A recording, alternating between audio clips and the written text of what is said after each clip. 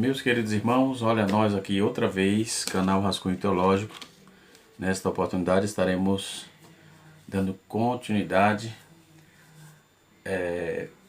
na série Teologia Sistemática, onde estamos trabalhando a questão da bibliologia, né?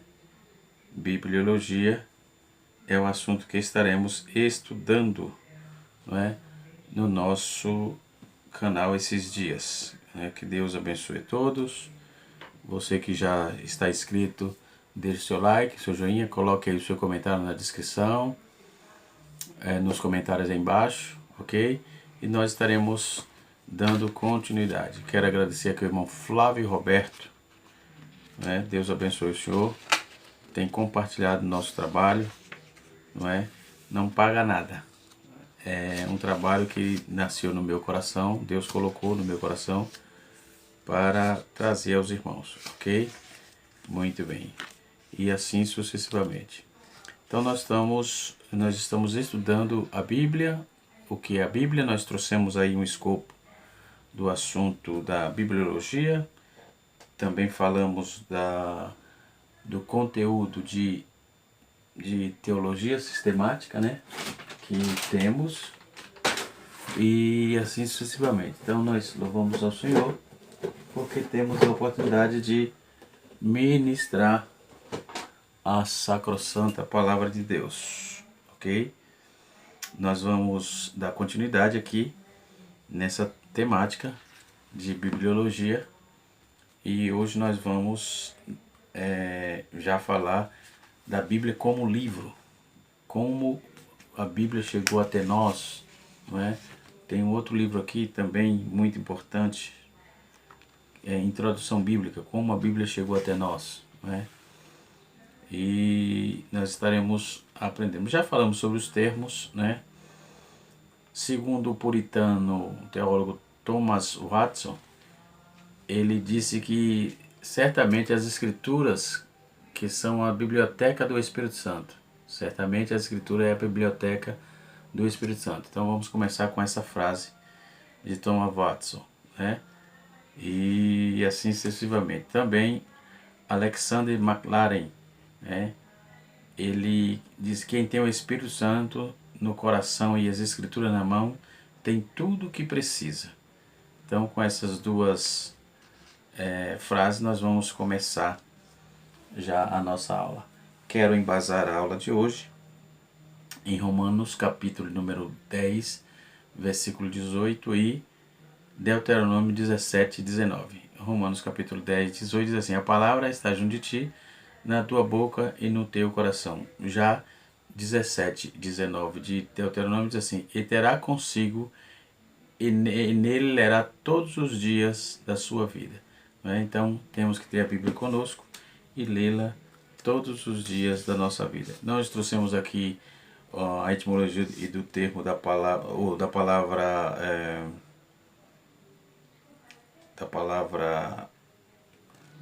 Bíblia, né? Trouxemos aqui a etimologia, já também falamos disso, né? Que a Bíblia é considerada uma biblioteca, falamos sobre o grego Bíblia, o Biblion, né? E assim sucessivamente, né? Agora nós vamos falar sobre a divisão da palavra. Falamos sobre inspiração, depois nós vamos falar sobre canonicidade, iluminação e interpretação, ok? E as alianças que estão postas na Bíblia. Tudo isso é assunto nosso aqui, ok? Então nós vamos estar ministrando aos irmãos as Escrituras, não é? Sobre as Escrituras. Então, escrita em cerca de 16 séculos, período de 16 séculos, cerca de 1500 anos, né?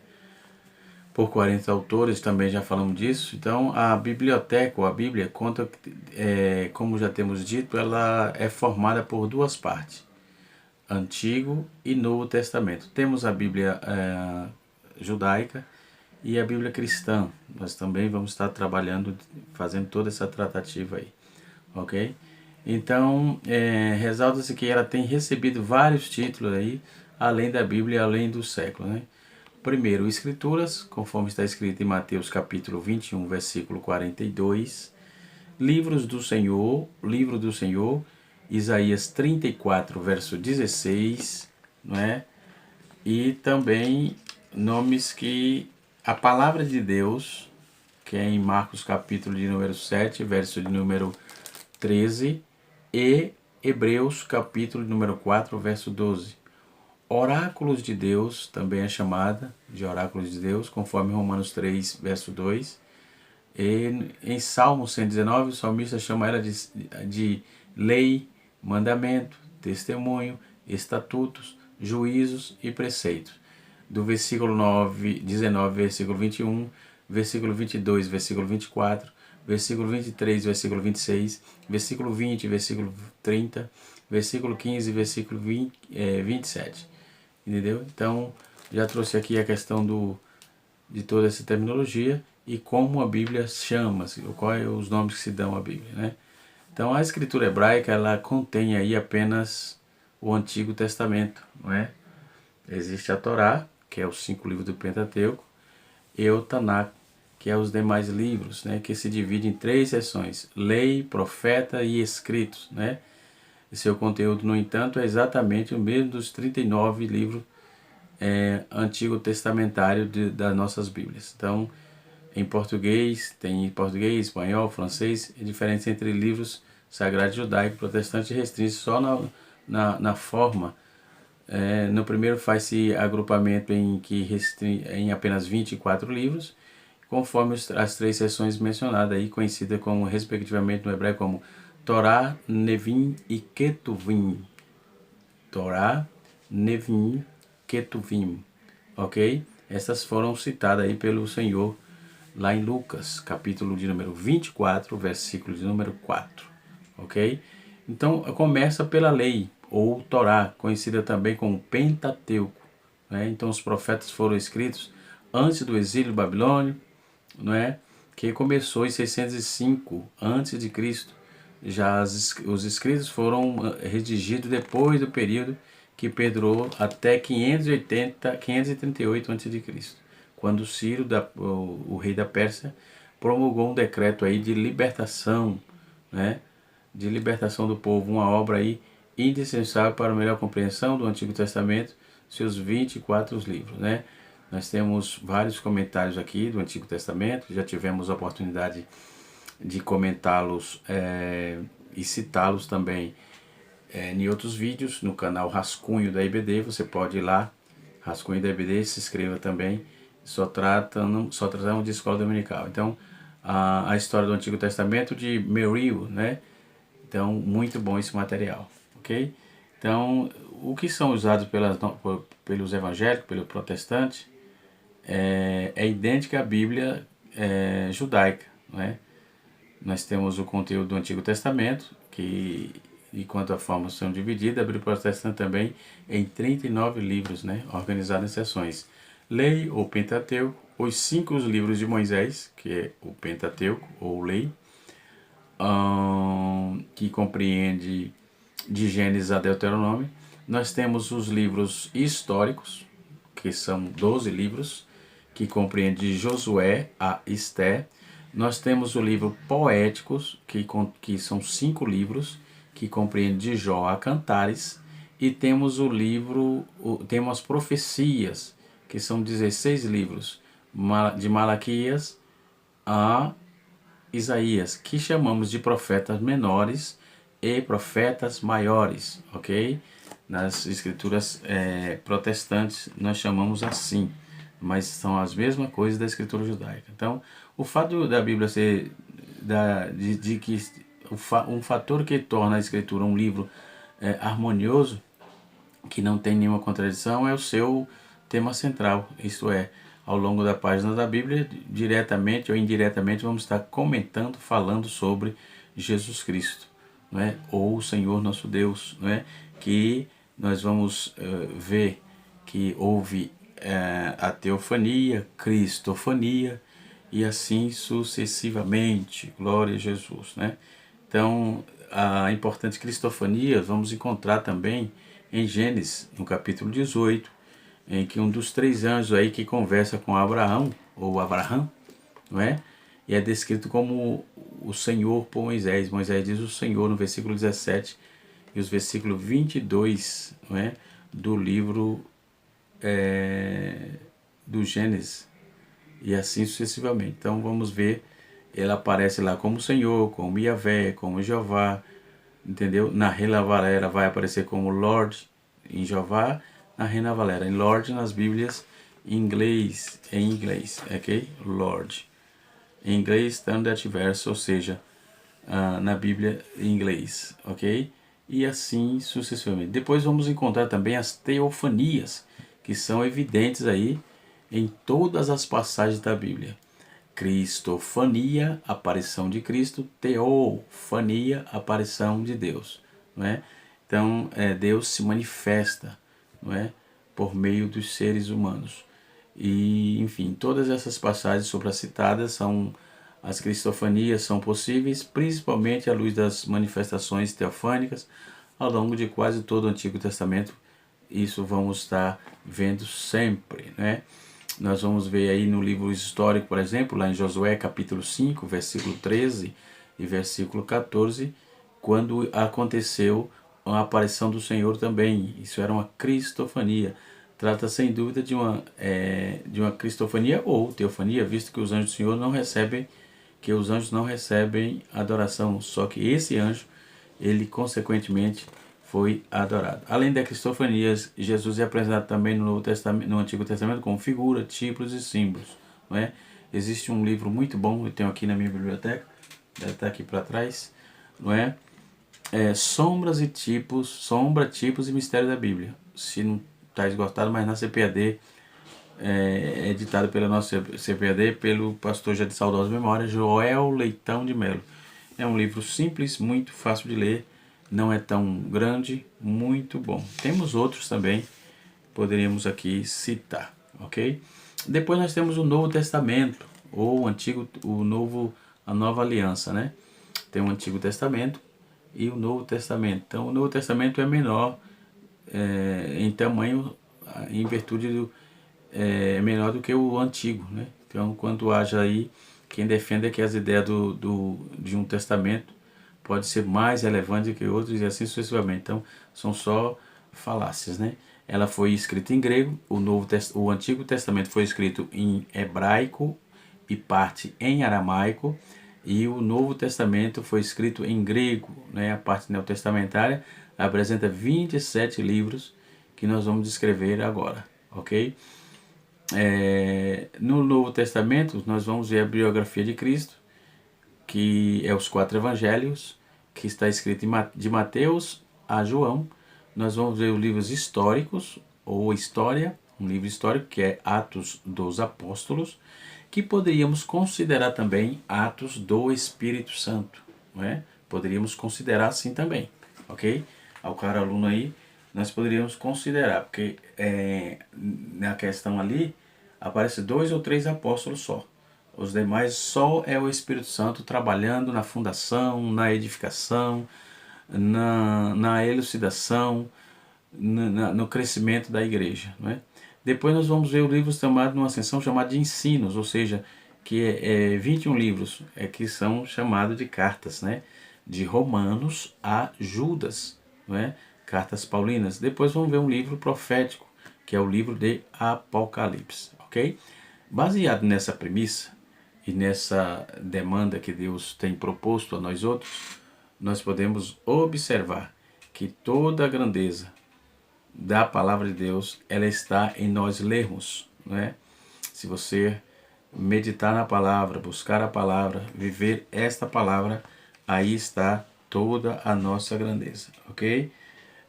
Dentro da cristofania também, voltando aqui, nós vamos ouvir falar o Cordeiro Pascal, que refere-se a Cristo. Nós vamos ouvir falar da rocha ferida, que também refere-se a Cristo.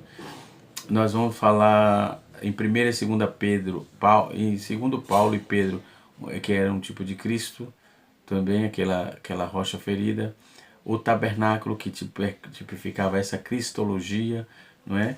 Então isso representava também a cristofania, certo? Tudo isso nos traz uma veracidade, não é? Mesmo tendo os críticos. Pretendo ainda fazer um vídeo aqui sobre, quando estivermos falando sobre exegese, nós vamos tratar desses vídeos de muitos críticos que trabalham para tentar desconfigurar a Bíblia, né? Tem vários aí que depois eu citarei, ok? Não trabalharei com nomes, mas vou citar algumas fontes que eles usam também, dissociando, claro, tudo.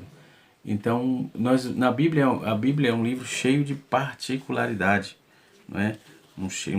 Cheio de particularidade. Mas nós vamos falar isso depois. Vamos agora trabalhar na questão da Bíblia propriamente dita, que é o seu apogeu dentro da sua autoridade, inspiração e inerrância.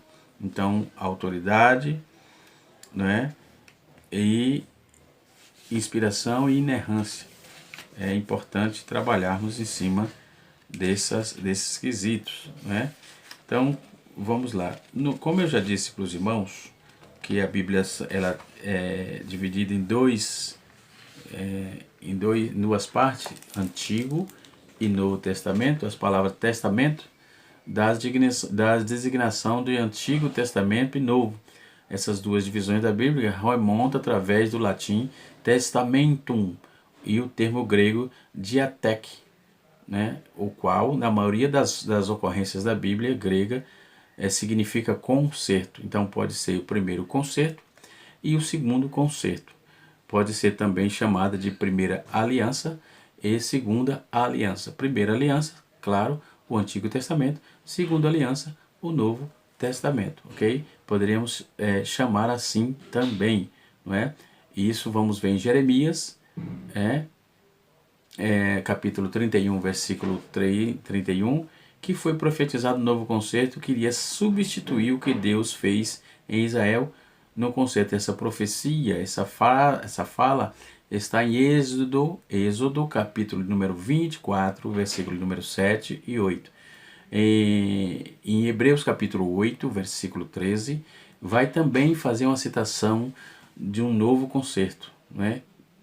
Porque de um novo concerto, porque envelheceu primeiro não, os hábitos dos povos antigos e aqueles tratados que era feito especificamente, direcionadamente para Israel, aquilo ali ficou para eles, né? Nós, da igreja atual, teríamos outra situação, porque estamos no Novo Testamento, não é?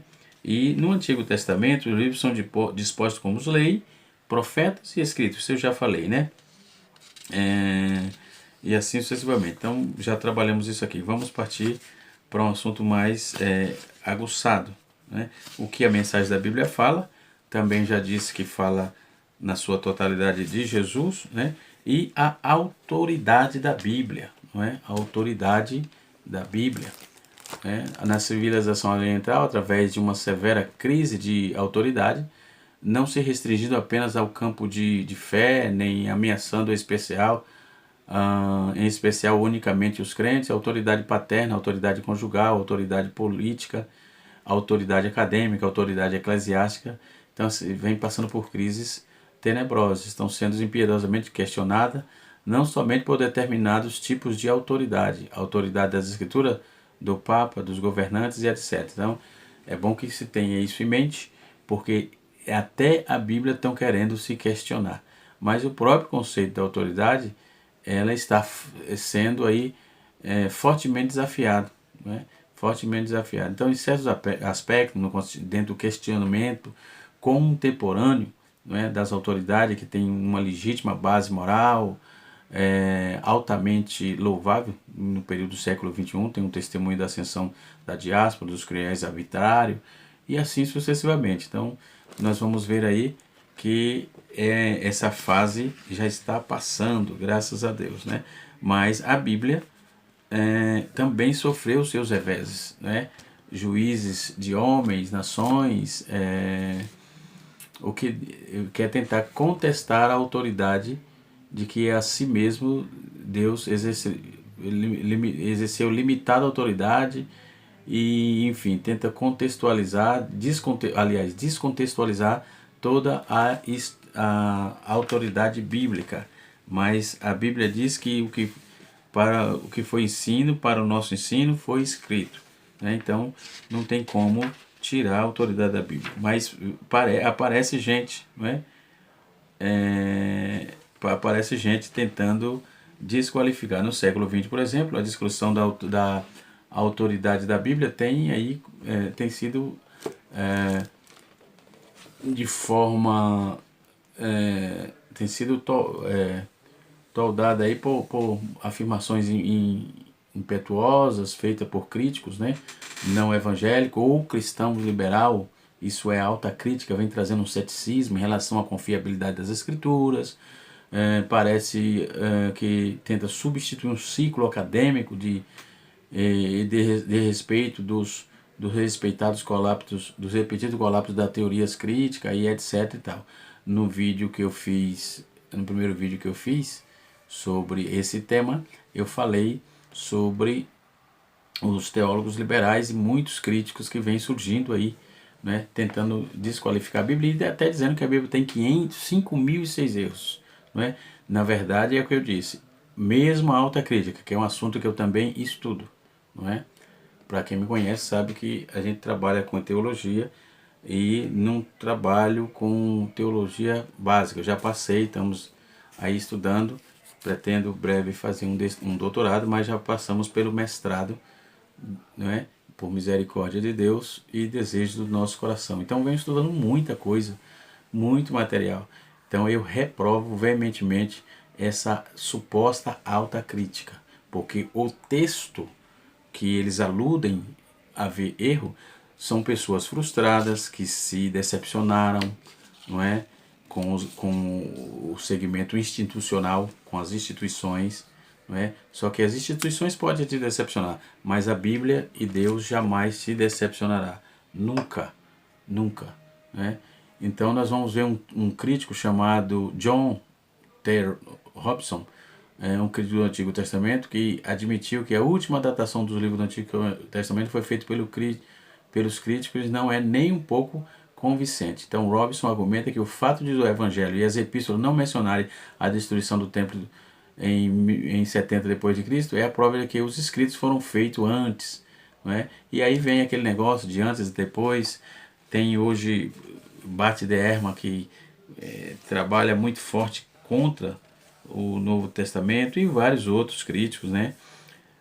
Recomendo para os irmãos também lerem Daniel Wallace, um defensor ferrenho das Sagradas Escrituras, PhD no assunto, conhece muito norte-americano, tem vários materiais dele à disposição, né?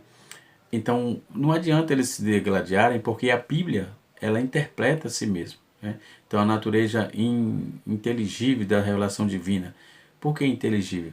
Porque não conseguimos prescrutar a forma inteligente de como Deus revela os seus, revelou a sua palavra, trouxe a sua palavra, coadunando com necessidades, trazendo, confrontando a questão da hamartia, ou do pecado.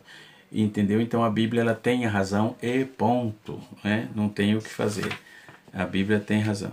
Então, daí, por causa de tudo isso, nós vamos parar na questão da inerrância, não é?